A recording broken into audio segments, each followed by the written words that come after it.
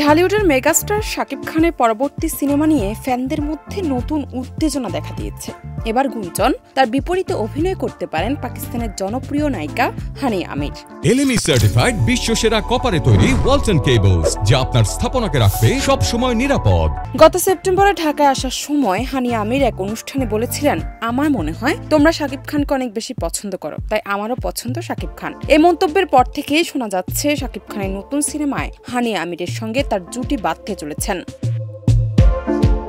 সম্প্রতি content creator রাফসানদার ছোট ভাইয়ের একটি ভিডিওতে শাকিব নিজেই বিষয়টি স্বীকার করেছেন। তিনি বলেন, তোমার অনেকগুলো ব্লগ দেখলাম আমার ভবিষ্যৎ হিরোইনের সঙ্গে হানিয়ার সঙ্গে। এছাড়া এক প্রশ্নের উত্তরে শাকিব জানিয়েছেন, একটি সিনেমার জন্য তার সঙ্গে কথা চলছে।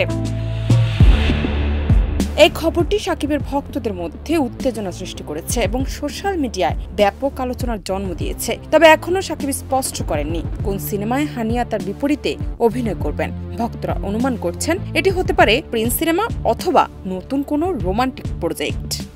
জানাত নিপু, দেশ রূপান্তর।